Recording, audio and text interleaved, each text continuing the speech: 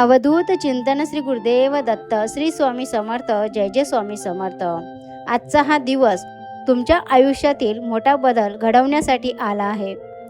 जर हा संदेश तू ऐकत आहेस तर हा योगायोग नाही. श्री स्वामी समर्थांची इच्छा आहे लाखो लोकांमधून हा संदेश तुमच्यापर्यंत आला आहे.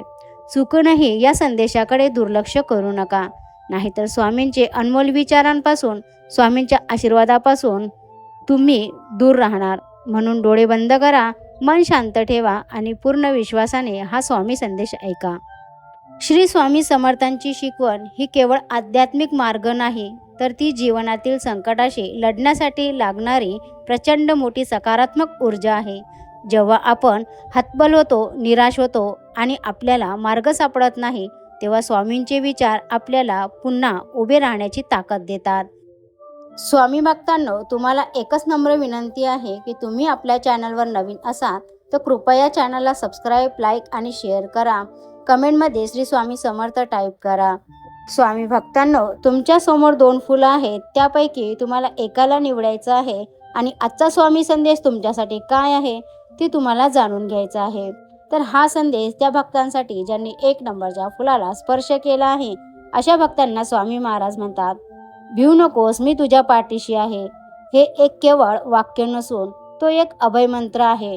जेव्हा तुम्हाला वाटतं ना की मी जगात एकटा पडलो आहे, तेव्हा हे शब्द आठवा. याचा अर्थ असा की जोवर तुम्ही सत्याच्या मार्गावर आहात, तोवर ईश्वरी शक्ती तुमच्या रक्षणासाठी सदैव सज्ज आहे. कर्मावर विश्वास ठेवा. स्वामी म्हणायचे, प्रारब्ध नशिबात असते, पण प्रयत्न तुमच्या हातात आहे.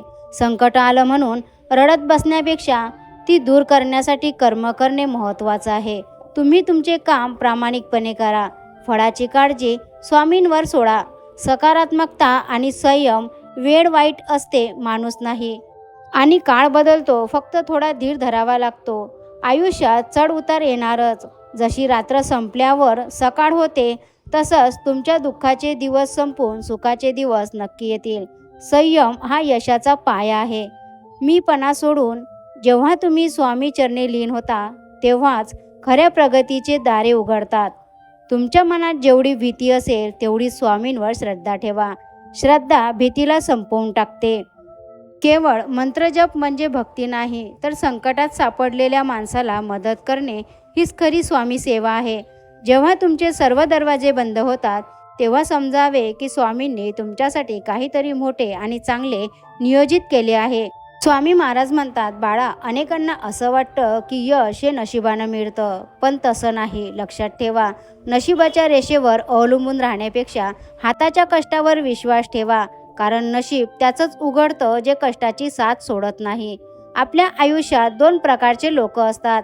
एक ते जे संकटांना बघून रडत बसतात आणि दुसरे ते जे संकटांना संधी समजून त्यावर पाय देऊन पुढे जातात. आपल्याला ठरवायचं आहे की आपण कोणत्या गटात राहायचं आहे. अपयशाला घाबरू नका. स्वतःची तुलना कोणाशीही करू नका. सूर्य आपल्या वेळी उगवतो आणि चंद्र आपल्या वेळी. दोघांची तुलना होऊ शकत नाही. तुमची स्पर्धा जगाशी नाही, तर कालच्या स्वतःशी असली पाहिजे. काल तुम्ही जिथे होता तेथून आज 1 पाऊल पुढे आहात का, हेच खरं यश आहे. पाण्याचा एक थेंब जर सातत्याने एकाच दगडावर पडला, तर तो कठीण दगडालाही छिद्र पाडतो. हे कशामुळे शक्य होते, तर त्या थेंबाच्या सातत्यामुळे. तुमचं ध्येय कितीही मोठं असू द्या, जर तुम्ही रोज थोडे थोडे प्रयत्न केले, तर एक दिवस हिमालयही तुमच्या पायाशी असेल. स्वामी महाराज म्हणतात, बाळा, तुमच्या स्वप्नाचा पाठलाग करणं कधीही सोडू नका. लोक काय म्हणतील याचा विचार करू नका, कारण लोक तेव्हाच नावं ठेवतात जेव्हा तुम्ही त्यांच्या पुढे जाता. उठा, जागे व्हा आणि ध्येय गाठेपर्यंत थांबू नका. जिंकण्याची मजा तेव्हाच येते जेव्हा सर्वजण तुमच्या हरण्याची वाट पाहत असतात. मोठं व्हायचं असेल तर पडायला शिका, कारण पडल्याशिवाय सावरता येत नाही. येथे एक छोटी पण मनाला भिडणारी प्रेरणादायी गोष्ट आहे, जी आपल्याला संकटात हार न मानण्याची शिकवण देते. जिद्द आणि चिकाटी. एका मूर्तिकाराची ही एक गोष्ट आहे. एका गावात एक अतिशय कुशल मूर्तिकार राहत होता. तो दगडातून सजीव वाटतील अशा सुंदर मूर्ती घडवायचा. एके दिवशी त्याला एक मोठ्या मंदिरासाठी देवाची मूर्ती बनवण्याचे काम मिळाले. तो मूर्तिकार जंगलात गेला आणि तेथे त्याला 2 मोठे आणि चांगले दगड सापडले. त्याने ते दोन्हीही दगड घरी आणले आणि कामाला सुरुवात केली. आता मूर्तिकाराने आपली छन्नी हातोडा घेतला आणि पहिल्या दगडावर वार करायला सुरुवात केली. जसा पहिला घाव बसला तसाच त्या दगडाला खूप वेदना झाल्या. तो दगड ओरडून म्हणाला, "अरे मूर्तिकारा थांब, मला खूप त्रास होतोय, माझे तुकडे होतील असं वाटतंय, प्लीज मला सोडून दे." मूर्तिकाराला त्या दगडाची दया आली. त्याने तो दगड बाजूला ठेवला आणि दुसऱ्या दगडावर काम करायला सुरुवात केली. मूर्तिकार जेव्हा दुसऱ्या दगडावर घाव करू लागला, जेव्हा मूर्तिकार दुसऱ्या दगडावर घाव पाडू लागला, तेव्हा त्यालाही वेदना होत होत्या. पण तो दगड मनात म्हणाला, आज जर मी हे घाव सोसले नाही तर माझं सोनं कसं होईल, आणि जर मी हे घाव सोसले तरच माझं सोनं होईल. तो शांत राहिला आणि मूर्तिकाराचे सर्व प्रहार तो सहन करत राहिला.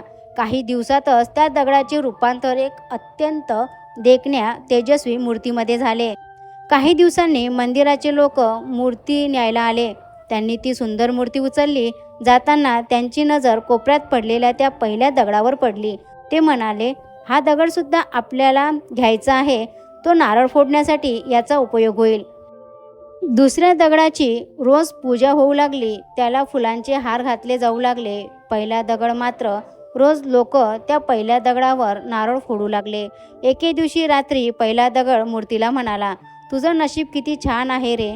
लोक तुझी पूजा करतात आणि माझ्यावर मात्र रोज प्रहार करतात. त्यावर मूर्ती हसून म्हणाली, मित्रा, जर त्या दिवशी तू मूर्तिकाराचे थोडे घाव सहन केले असतेस तर आज माझ्या जागी तू असतास. तू कष्ट टाळलेस म्हणून तुला आयुष्यभर ठेचा खाव्या लागत आहेत. आपल्या आयुष्यात जेव्हा संकट, कठीण परिस्थिती, कठीण काळ येतो तेव्हा समजावे की देव आपल्याला घडवत आहे. जे त्या काळात डगमगतात ते नारळ फोडण्याचा दगड बनतात, पण जे जिद्दीने कष्ट सहन करतात ते आयुष्यात देवत्व मिळवतात. कष्ट आणि संघर्ष हे यशाचे पडदे आहेत. ते पार केल्याशिवाय यश दिसत नाही. विचार आवडल्यास हो म्हणून टाईप करा आणि चॅनलला सबस्क्राईब, लाईक, शेअर करा. स्वामी भक्तांनो, आता हा संदेश त्या भक्तांसाठी ज्यांनी 2 नंबरच्या फुलाला स्पर्श केला आहे. ध्येय आणि चिकाटी. स्वामी भक्तांनो, ही एक छोटीशी कथा आहे, पण तुम्हाला ही कथा खूप काही शिकवून जाईल. एका गावात एक तरुण मुलगा राहायचा. तो खूप कष्टाळू होता, पण त्याला एक सवय होती. तो कोणतेही काम अर्धवट सोडायचा. मग त्याला यश मिळायचं नाही. थोड्या अपयशानंतर तो निराश व्हायचा आणि म्हणायचा, हे माझ्या नशिबातच नाही. एके दिवशी तो एका साधू महाराजाकडे गेला आणि आपली समस्या त्याने त्या साधू महाराजांना सांगितली. साधू महाराजांनी त्याला एक दगड दिला आणि सांगितलं, हा दगड घेऊन डोंगराच्या पलीकडे असलेल्या जुन्या देवळापर्यंत जा. साधू महाराज म्हणाला, तिथे तुला तुझ्या सर्व प्रश्नाची उत्तरं मिळतील. साधू महाराजांनी सांगितल्याप्रमाणे त्या मुलाने आपला प्रवास सुरू केला. वाटेत खूप काटे होते, ऊन होतं आणि चढणही कठीण होती. अर्ध्या वाटेत गेल्यावर त्याचे पाय खूप दुखू लागले. त्याला वाटलं, हे खूप कठीण आहे, मी परत जातो. पण अचानक त्याला साधूंचे शब्द आठवले. त्याने पुन्हा चालायला सुरुवात केली. शेवटी तो त्या देवळापाशी पोहोचला. तिथे त्याला कोणतीही व्यक्ती दिसली नाही. फक्त एक पाटी दिसली. त्यावर लिहिलं होतं, शिखर गाठण्यासाठी लागणारा थकवा हा तुमच्या यशाचा पुरावा आहे. जर तुम्ही अर्धा वाटेत थांबला असता तर तुम्हाला हे सुंदर दृश्य कधीच दिसलं नसतं. त्या क्षणी त्याला समजलं की अडथळे हे आपल्याला थांबवण्यासाठी नसून आपली क्षमता तपासण्यासाठी येतात. यशाचा कोणताही शॉर्टकट नसतो.